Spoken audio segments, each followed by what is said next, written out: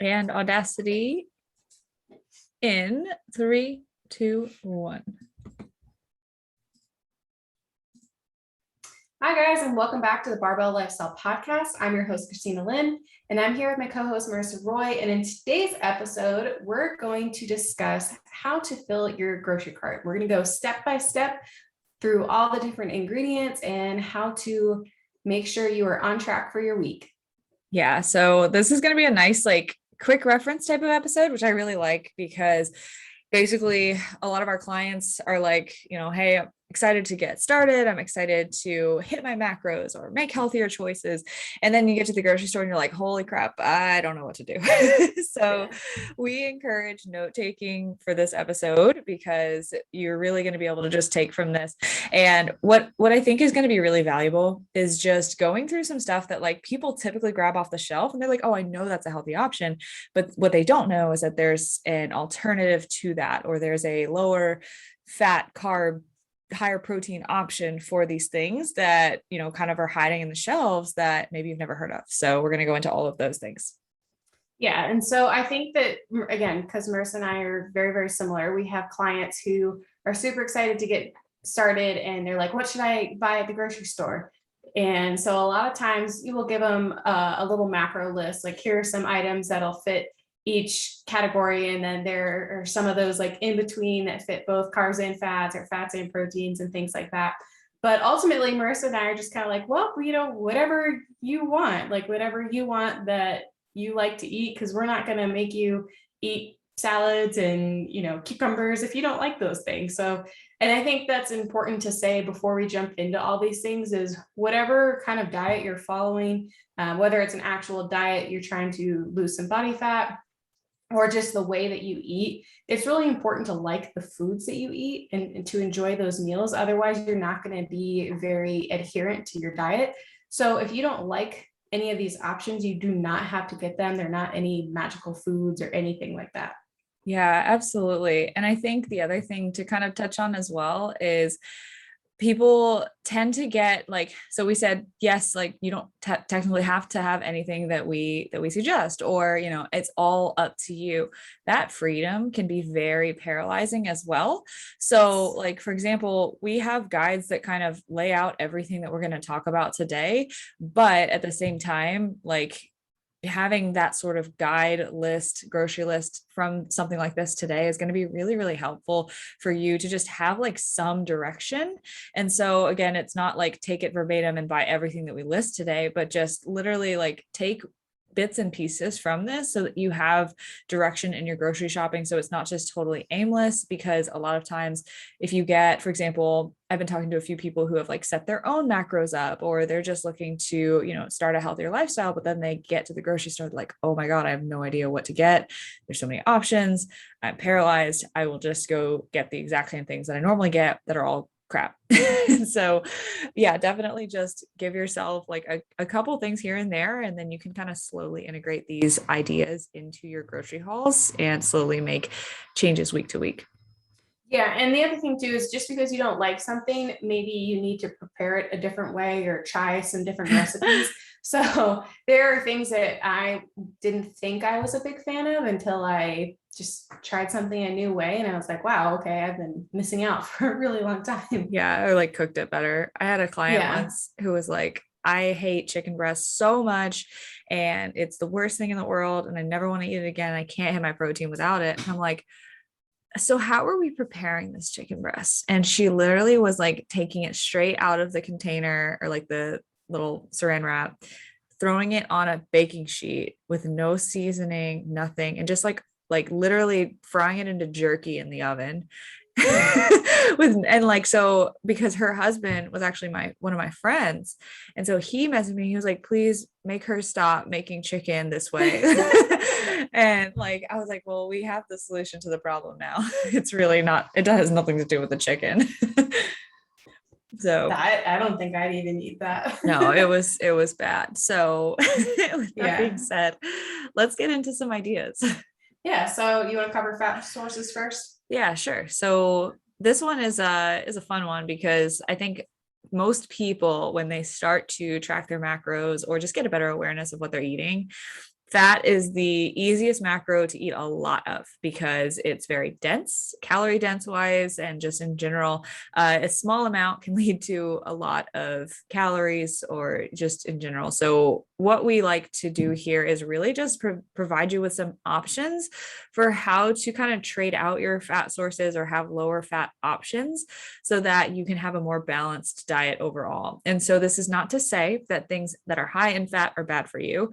It's just if you are finding that you're going over your calories or you're going over your fat, these are some good alternatives that you can jump to right away and make those swaps and see if those are swaps that work for you.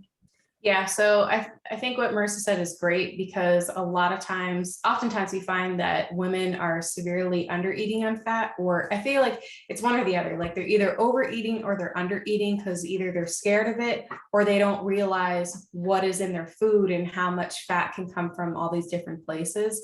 So I would say that typically for Marissa and I would go back and listen to the Macros 101 episode if you haven't already, because that gives a really good overview of kind of how we allocate each macro. And of course, every person is different, but just as like a general overview.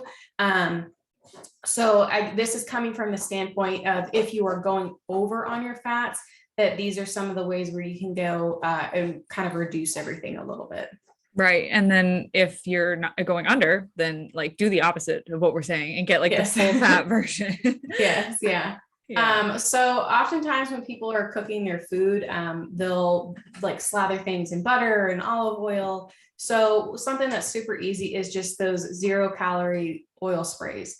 And again, you just want to know that it's like, I think the serving size is like 1/4 of a second. It's nothing. So yeah, it's really hard to do that. So when you are spraying, don't assume like, oh, I can spray for 10 seconds and everything is 0 calories. Like there will be calories in it, but if you use it sparingly, you should be able to reduce your calories pretty significantly as opposed to like a tablespoon of olive oil.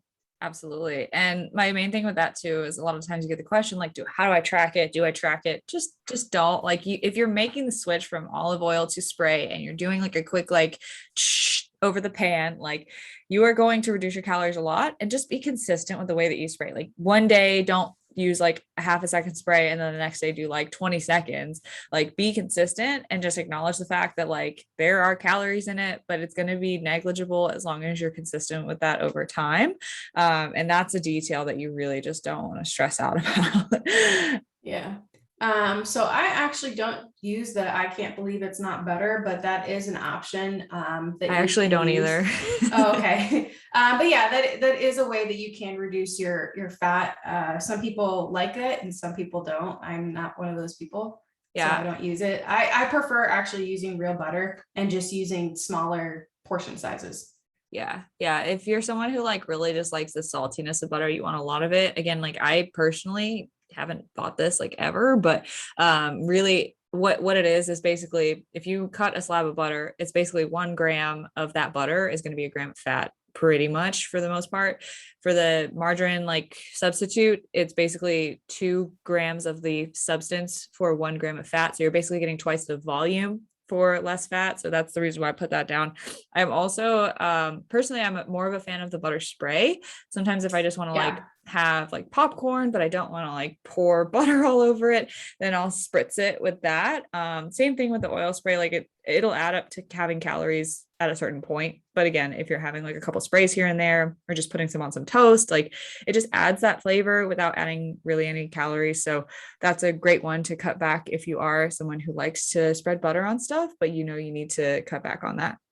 Yeah, I use the spray when I'm like pretty deep into prep. Yeah. And I just need something. So I'll use it on, like you said, like toast or something, English muffins. But yeah, so the other thing that you can do is do low fat or part skim or like low fat yogurt instead of the full fat.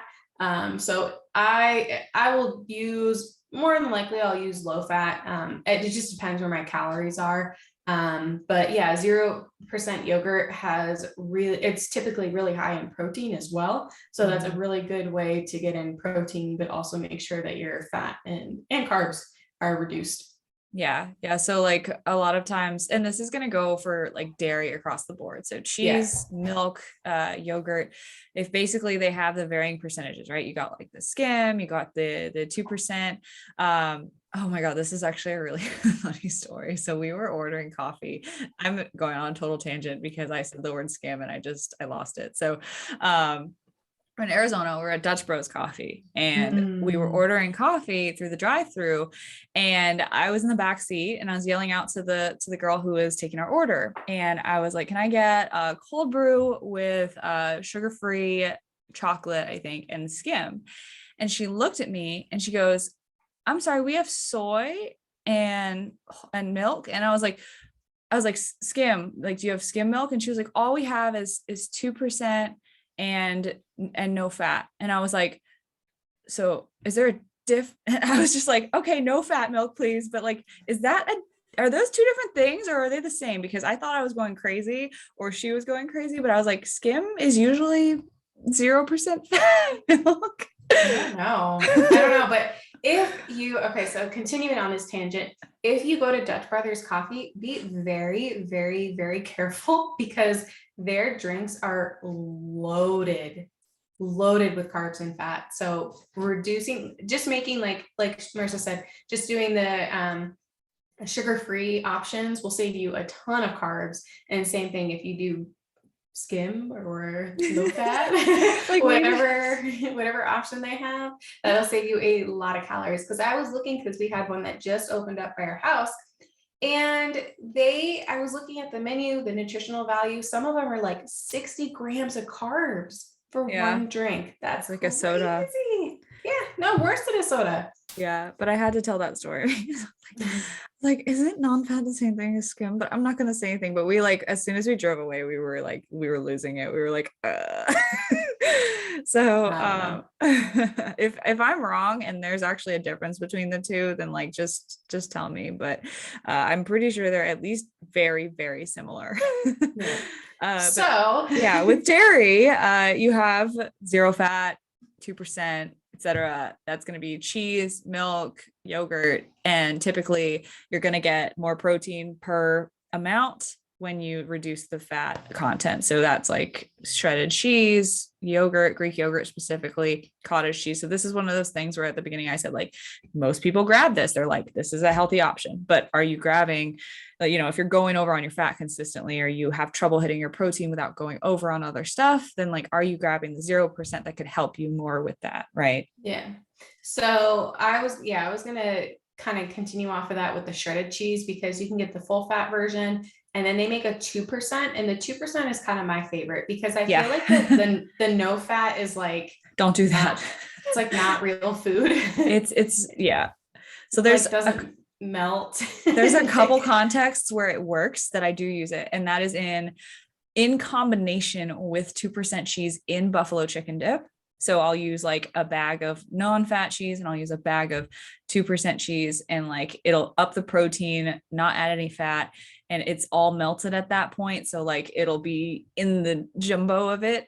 But like, yeah, the zero fat like Kraft cheese, like if you absolutely have to, but there's a very general consensus of that is like eating cardboard. Yeah. So I think if you use it in dips, that's fine. But yeah, so 2% is generally actually what my husband and I will get, just because we feel like it's a pretty good compromise. And yeah, the protein intake is a little higher. And then I actually will use no fat cream cheese every now and then. Like if we're doing jalapeno poppers or something like that, I feel like you can't really taste the difference.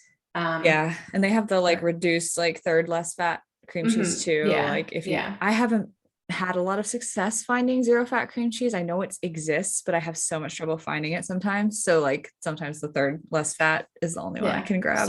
Still good compromise. Yeah. And then the next thing we can go into is salad dressings, because these can hide a lot of fat. And if you're not checking the labels, it's super easy to believe that you're eating something nice and healthy and low calorie. And then you slather on dressing, and then your salad is not so low cal anymore. So I personally don't have any of the Bolt House. I know that that's an option that you use. But I actually will make my own sometimes. So this might sound kind of weird. Well, actually, I think you might have done this before, but a little bit of apple cider vinegar. What is it? A little bit of mustard and a little bit of sugar-free pancake syrup. I know it sounds super weird, but I would use that sometimes in prep, and it was really good. It's like spicy honey mustard. Yeah, yeah. Yeah. And then you get to kind of tweak with the ingredients and make it how you like it. So Yeah. So I didn't do that, but when I was in prep, I literally just used mustard as my salad dressing because that's how like freaking tunnel vision boring I can get. So I don't necessarily recommend that unless you're doing a burger salad where you can do like yes, sugar-free ketchup, mustard over like a salad with all that's so things good. that you'd put So on a good. burger. That's a good idea. But the Bold House Farms salad dressings are like anywhere from like 35 to 50 calories a serving. And basically they have like all the different salad dressing flavors and they do it yogurt based. So it's not mayonnaise based or whatever they normally use that adds on a ton of fat. So it's a lot less. And so if you want like an actual serving or two of salad dressing, that's an option. There's also like the Skinny Girl ones. Those Mhm. are zero across the board calories, carbs, fat, protein. It's just thinner because obviously they can't like put a lot of stuff in it. So it's just going to be a thinner texture and like a little bit more like artificial, I would Yeah. say. Yeah. So Walden Farms also has salad dressings, I but didn't mention it on purpose. they're really bad. So Walden Farms, I feel like aside from their actual sugar-free syrup, like the traditional one, Yeah. any other product they have is awful. Yeah. Well, the other And thing too is like I've actually stopped buying the Walden Farms syrup because it's so expensive per bottle. And like now I can go to Wegmans and get the gigantic sugar-free because everywhere else is caught up now. Like grocery stores, like their store brands are doing sugar-free. So like it's kind of like easier to get those for me now instead of like yeah, the Waldens. yeah, I miss Wegmans. I wish we had one out here. But yeah, so I would, yeah, they look tempting, but they're actually really, really bad. And Don't do then it. the Skinny Girl, like I think those are kind of hit or miss, but I like the poppy seed and I think maybe the honey mustard ones, but I Yeah. haven't really ventured out into anything else. There's a few. They're not bad. On the topic of dressings and condiments, I know we're talking about fat sources, but there's also like sugar-free barbecue sauces. So Sweet Baby Ray's has one that's like lower in sugar, and then like G Hughes has barbecue sauce that's like 2 carbs a serving.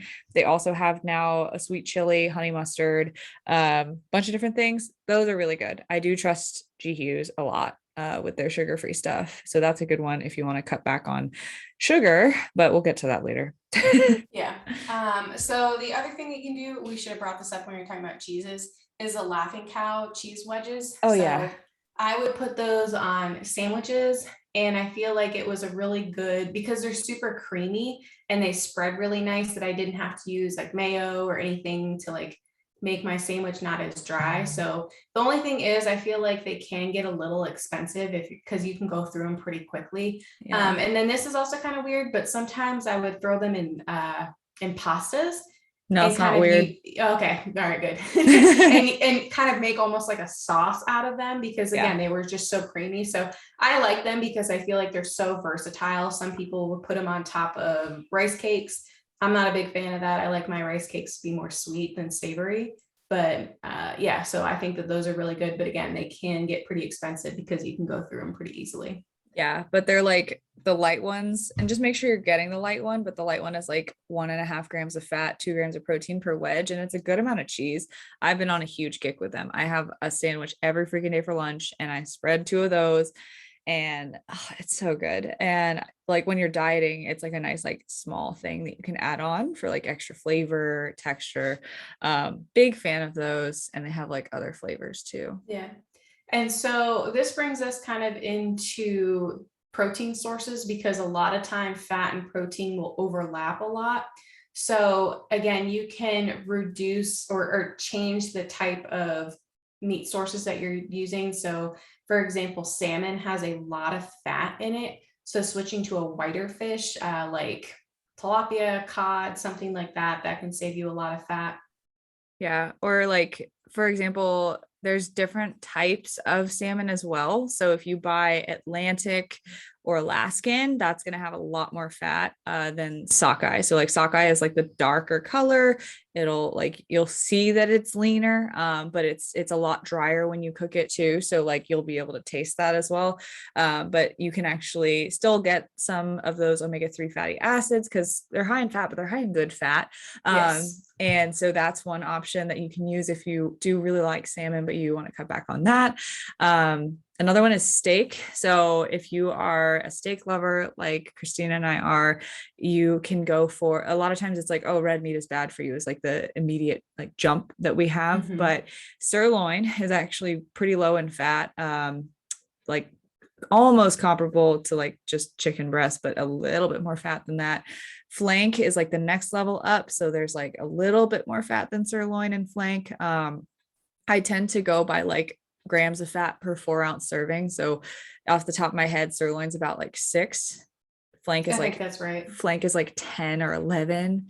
Mm-hmm. And then once you get into like New York strip, ribeye, like yes, then you're like dancing with like a lot of fat per serving. So those are the two that we typically tend to go towards. I feel like I'm forgetting one. Filet is actually pretty lean. Yeah, filet is pretty lean as well. And then I think there's different cuts like round eye, top, top, bottom. Yeah. But another really good, if you don't want to sit there and pull up your phone and Google all the different types of steaks, just as a good rule of thumb is you can look at it and just see how much marble, how much white is in the, like when you're looking at it. So again, the ribeyes and New York strips tend to have a lot of white, a lot of fat on them. So you can trim them if you want when you get them home to reduce the fat as well. But then at that point, it's kind of hard to say how much is in, because if you're trimming it every single time, you might trim less than other times. So I really think that sirloins are a really good option. Yeah, absolutely. And like, it really just depends. Like, are you trying to track things to a T, or are you just trying to like reduce your fat intake? Like those are two different stories. So yeah, big fan of that. And then next protein source would be like chicken breast versus thigh versus, are you getting the skin on, the bone in? Typically, if you're trying to go as lean as possible, have like literally like 1 or 2 grams of fat per 4 ounces, go for boneless, skinless chicken breast. I am a big fan of chicken thigh because I can get very tired of chicken breast very quickly. Chicken thigh is a little bit less lean, but you can trim the fat off of that as well. And it's just juicier, overall absorbs flavor better. So that's something that I'll go for. A lot of times it's the skin that really gets you with the fat intake. Yeah, so chicken thighs are definitely a lot more juicy. And so I feel like it's nice to mix it up every now and then. And then another one is the percentage of fat for ground meats. So oftentimes the less fat for that ground meat, whether it's ground turkey, ground chicken, ground beef, the higher, or I'm sorry, the leaner the cut, the more expensive it's going to be. Yes. So you can do like 99.1, 93.7. I think there's even 90.10, and then 85.15, and then like 80.20. Yeah. I haven't seen anything less than 80.20. I haven't either. But I think it also depends on like what you're going to use it for. So for example, I wouldn't necessarily recommend making like burger patties out of 99.1 because it's going to be really, really dry. Yeah. So it just depends kind of like what you're using it for, but typically a really good kind of median is 93.7. Yeah, typically I just recommend like anywhere 90% and above, like you're going to get a lot more protein than fat, and like you're going to be able to moderate that way better. The highest percent lean ground beef that I'm able to find, at least around my area, is 95.5, and that one is like definitely the most expensive. So that's not bad. I tend to go for the 93 or the 90 just whenever I can afford it because of the flavor. But if like, for example, if you're doing like a beef stroganoff and like you just need like the ground meat like in there, that's one place where you can put like 95.5 lean ground beef and like not even give a crap. But yeah. And then the next one is, so this is going into protein sources for sure. Seafood is like a very easy low fat source. So basically, I mean, aside from really like salmon, there's not a lot of seafood or shellfish that has a lot of fat in it. Crab, shrimp, uh, scallops, Tuna. tuna, like all of it is super, super lean. So you really can't go wrong there. Seafood boils are actually amazing for hitting your protein. Mhm. So yeah, that's a good one. And then just like seasoning it so that you don't have to use like a ton of butter or whatever is really the way to go there if you're trying to cut back on fat sources and just really increase protein. Yeah. Should we just go Let's just do into protein? protein. Yeah. Yeah. So I guess the other thing too, that a lot of clients have a lot of issues with is they eat a lot of eggs, and there's nothing wrong with eggs. Like Yeah. they're great for you, especially the yolk. That's typically where a lot of the nutrients are. But if you can stick to maybe one egg a day and switch everything else to egg whites, that's going to save you a lot of fat and really up your protein intake. Yeah, yeah, absolutely. And then the other thing that's actually a really fun hack is Eggland's Best. And this is more expensive per like thing of eggs. Like, don't get me wrong, it is like it is something that you have to pay more for. But if you're like really if you really like eggs and you want to cut back a little bit on the fat that you get from them, they raise them on like some kind of, I don't know, they're like leaner chickens. I don't know. But anyways, they're like around 4 grams of fat per egg instead of 5 or 6. So if that matters to you, then go for it. If it doesn't matter to you, screw it. But like typically same kind of train of thought there. A lot of times it's like, oh, I love eggs. Like I eat a lot of them, but it just puts me over on my fat. If you're making like omelets or something, like just do a mix of like eggs, Yeah. egg whites. And then that way you can like basically get the flavor of the yolk without getting like all of the fat from all of it. So that's something that we like to do a lot. But yeah, eggs, great fat source, great protein source, great source of natural cholesterol. And I will insert this as well. A lot of people who maybe have high cholesterol or like are worried about having high cholesterol with eating eggs, your body actually, unless you have a issue with this, so like excluding that population, but if you're just like generally trying to make healthier choices, the cholesterol in eggs actually helps you to balance your natural production of cholesterol. So if you eat more eggs and your cholesterol intake goes up, your body will produce less. And if you stop eating those eggs, your body will produce more. So really it does balance it out, and they are a great source of dietary cholesterol. Yeah. So I know that we just finished up on fat, but cheese sticks are a really good option for protein, and I love them. I had 2 yesterday. I was gonna say it just like brings me back to my childhood because Yeah, I love string them so cheese. much. Are Yeah, you and do you bite down or do you strip? I used to strip, but now I just bite. I had 2 yesterday. I stripped the first and I bit the second. So I'm quite literally 50-50. Yeah, it just depends, I guess, on my mood, but normally I just go Yeah. for it. Am I trying to feed myself like a Greek god, or am I trying to just get something down quick? Yeah, usually it's the latter for me. Yeah. Yeah. Um, but speaking of, I was just thinking of like I usually like to have cheese sticks and like sandwiches. So it made me think of deli meat. So deli meat is a really, really great option to get in protein. So you can use them on sandwiches. You can put them like chop them up and put them into your omelets. And something that I like to do, and I know Marissa does this too, is kind of almost like a sandwich, but with no bread, just kind of use lettuce wraps and the deli meat and like a little bit of mustard or something like that. I love that. Yeah, I did that when I was dieting with just like a rice cake, and then I would do like a Laughing Cow, a slice or two of deli meat, and just have that as like a half sandwich deal. But yeah, really, really good. Deli meat is Yeah. my favorite. I talked about it yesterday on my story, and I was just like, yes, there's sodium, but like in the context of, are you hitting your protein goal? Are you hitting your calories, not overeating, not, gaining weight from all of this? In general, it's like, again, the whole everything in moderation thing, and not putting labels on foods. So with deli meat, for me, it's like, I'm either going to eat a deli meat sandwich for lunch, or I'm literally skipping lunch. So like, what's better? You tell Yeah. me.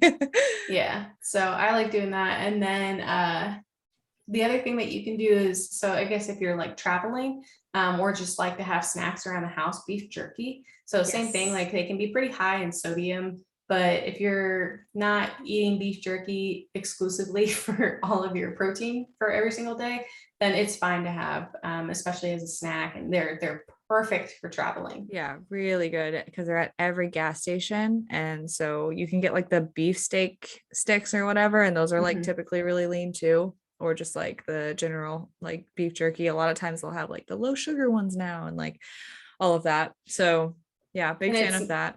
nice that you don't have to keep them refrigerated. So that's why they travel so well. So Core Nutritionals, they actually have beef jerky sticks. So would highly recommend those. I really like the teriyaki, or is it teriyaki or the pineapple? Which one? They have both. They have both. Yeah, the pineapple, jalapeno pineapple, I think is one, but both of them are really, really good. And the original, I like all of them. Yeah. So yeah, definitely for travel, we keep those around for sure. Yeah. Let's see. So for other protein sources, and really what we're trying to get at here is like you don't have to like suck down protein powder 24/7 to hit your goals. And yes, protein powder is a great tool. Use it as you need it. It's great to sometimes bake with and sometimes just drink. But what we want here is we don't want you to rely on protein powder, because what happens when you run out or you finish your fitness program and you're like, oh, I'm not going to buy protein powder anymore? Does your protein intake go down the drain? Like, do you depend on it? Then if so, that habit is not sustainable, right? So that's something like I know I have clients that have incorporated protein powder into like their daily smoothie, which is something they really do see themselves doing for the long term. But like in general, we want to give you guys a bunch of different options to up your protein intake without having to rely on anything like that. Yeah. So yeah. So I like doing Kodiak cakes for like pancakes instead of doing like a flapjack or something like that, just because the protein intake is a little higher. And I actually will put protein powder in my pancakes as well. So that's a really good one. Yeah. And then there's like the Bonza, like chickpea pasta. There's Yes. the like some like specialty stores will have like black bean or edamame based pasta that are really high in protein. Or just in general, like what is it, Barilla? I don't know if I'm butchering that, Yeah, but Barilla. Barilla, the pasta brand, like I know they have a protein enhanced pasta as well at some stores. So like little things like that, they'll just add up throughout the day. So like if you are constantly going over your carbs and under on protein, like making little swaps like that, not just direct protein sources but indirect, can add to your day as well. Yeah, and I think it's important to point out though that you should be eating complete protein sources, which are like chicken, steak, egg whites, eggs, things like that, because you're going to get kind of more bang for your buck rather than trace protein. So I think it's important that you have a couple meals that are centered around those type of protein sources. But again, if you're struggling, that these will kind of help you ensure that you're reaching your goal. So while it's not bad, I don't think that you should eat all of these every single day in order to hit your protein goals. Right. Especially like vegans, vegetarians have a hard time getting those complete protein sources. Yes. So with that, like basically the rationale is complete protein sources are typically animal protein sources. So vegetarians don't have as hard of a time, but vegans absolutely do. And so a complete protein source is having all 9 essential amino acids in plentiful amounts. And incomplete protein sources are things like vegetables, whole grains, and all the things that we can get trace protein from without like directly having that be the main source. And so it's really hard for, well, first of all, vegans and vegetarians to hit their protein goal, period. But on top of that, like getting complete sources and getting the full array of amino acids, because that is what contributes to our muscle growth and recovery. So that's really important to just keep in mind if you are vegan or vegetarian. Sometimes for that type of person, a protein powder that's vegan that has a full spectrum of amino acids can actually be a very good supplement, and just making sure that you do get a lot of different sources of protein in your day if you are that type of person. Otherwise, you can definitely be missing out on some of the gains that you could get, or, just in general, the recovery and the repair that you get from eating protein in general. Yeah. So I actually had a client recently who would eat a lot of these trace proteins. So a lot of ham and yogurts and just kind of different things throughout the day. And she would reach her protein goal. But then the other thing I was noticing is she was doing a lot of protein powder, a lot of of those protein drinks that already come like kind of pre-mixed and collagen and all. She was just doing that. And so I actually asked her like, hey, do you think for a couple meals you could switch to, chicken or beef or something like that? And she did. And we've noticed a huge difference in her body composition. So that's just something to be aware of. But again, if you're struggling to do that, these are still a good option. Yeah, totally. Kind of that last nudge rather than like something to fully rely on. Right.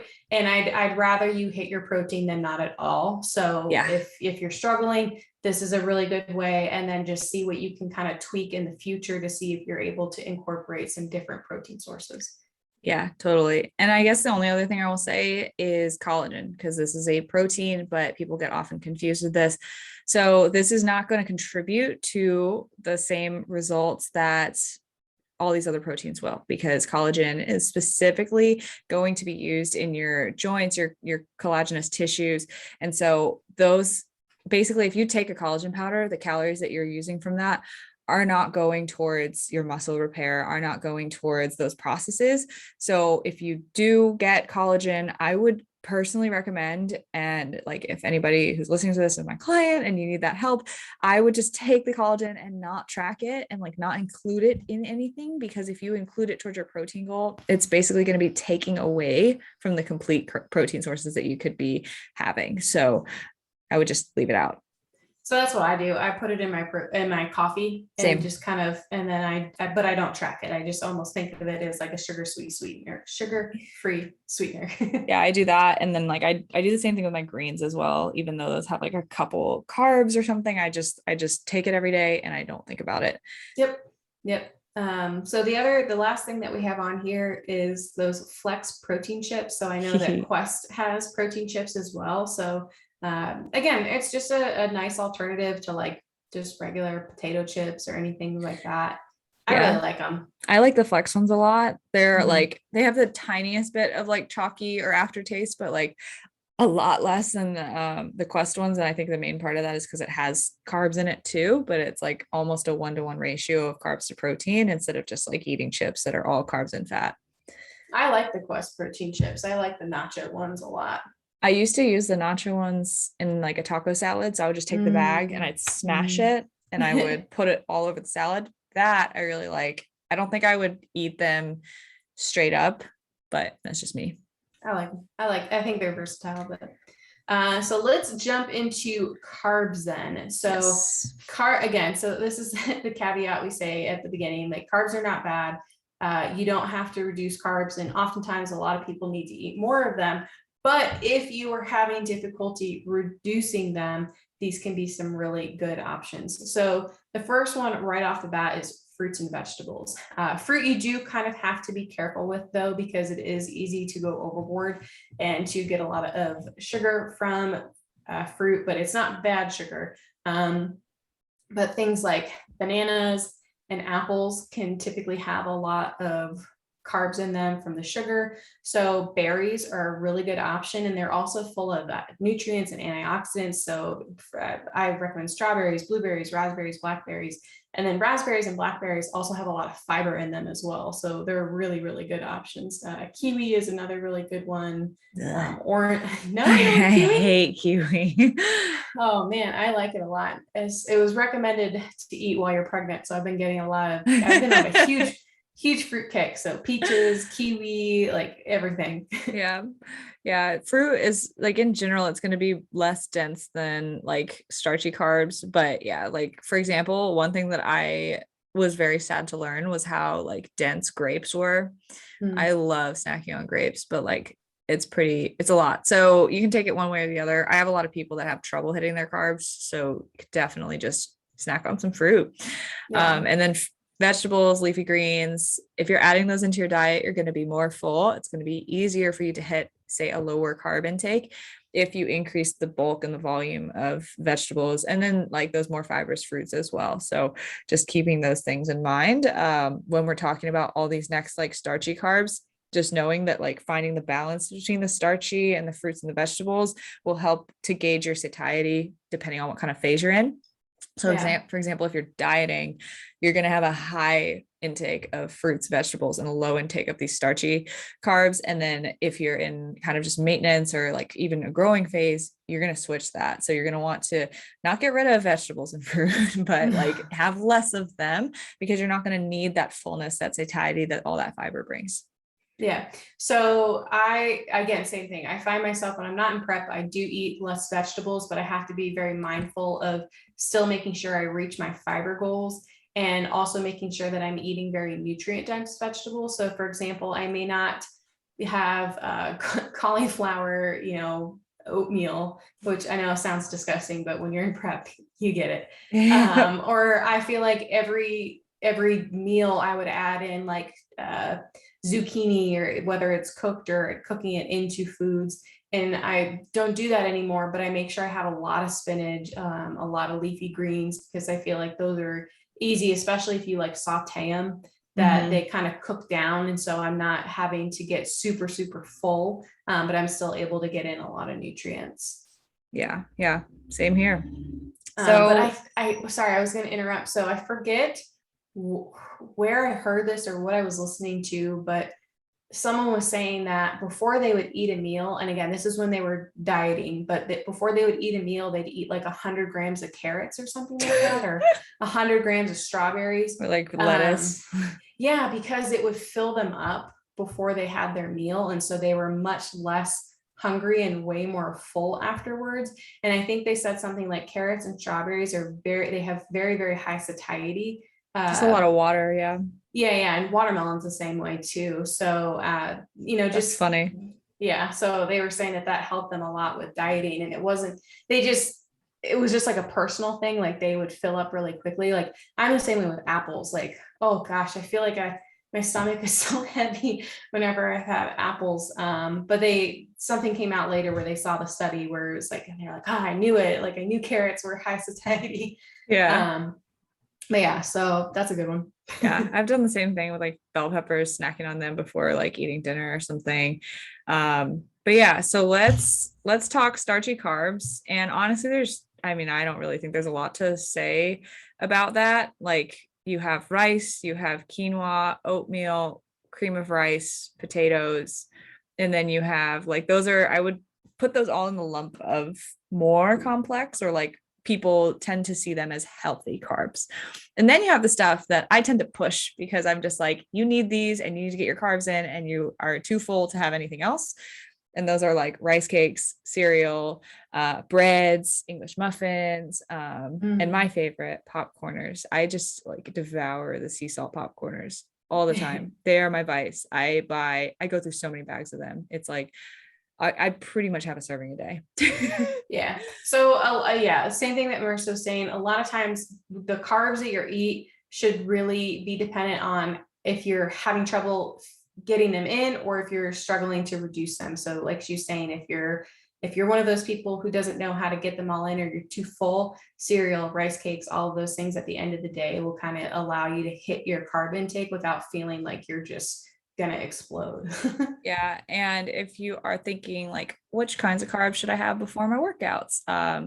Go to our pre and post workout nutrition episode, because that's a really good one that kind of breaks down like how we would have these types of carbs in different contexts. I guess the only other thing I would say is with breads, we sometimes alternate, at least in like our house, between like actual bread that's like 10, 12, 15 carbs per serving, versus like they have like low calorie breads that's like 8, 9 carbs per slice. So depending on what you need, you can still eat bread and still fit it into your goals. And when you're dieting, low calorie bread into French toast is amazing. I will leave it at that. I was just gonna say, like, if I'm having a sandwich, I'll do regular bread. And then if I'm doing something like French toast and I want a bunch of it, then absolutely those like 45 calorie slice ones. Yeah. Yeah. Well, I think we kind of went over everything. Yeah, so hopefully this has given you a good picture of how to stock your grocery cart, or at least some ideas. And I know we've thrown in like some meal and combo ideas in throughout. So hopefully this is helpful for all you guys. Yeah. And so I think it's super helpful if you are working with either Marissa and I depending on how you go about setting up your day. So a lot of times people will kind of plug and go as their day goes on. Some people will plan in the morning or the night before. Something that you can always do as well is kind of plan your day out in MyFitnessPal and then send it over to us and say like, hey, like, do you have any recommendations? Like, what would you change? Or does this look good? And, we'd be like, yeah, this is awesome. Like, stick with this. Or we might say like, hey, like, your dinner has 80 grams of protein. Like, maybe you should, allocate your protein and spread it out a little bit more. So let's increase your protein for breakfast and then reduce it for dinner, just something like that. So that's always an option if you ever want to send something like that over, and we can help you kind of tweak things here and there to make it a little bit more optimal for you. Yeah, absolutely. Yeah. So I think we covered everything. That's it. All right, guys. Well, we hope that you enjoy this episode. You are going to go to the grocery store right now, but if you haven't already, make sure you subscribe to our podcast. You can find both of us on Instagram. You can find me at Christy Lynn Fit. Marissa is at Marissa Roy Fitness. Thank you guys so much for listening, and we hope to see you back next week.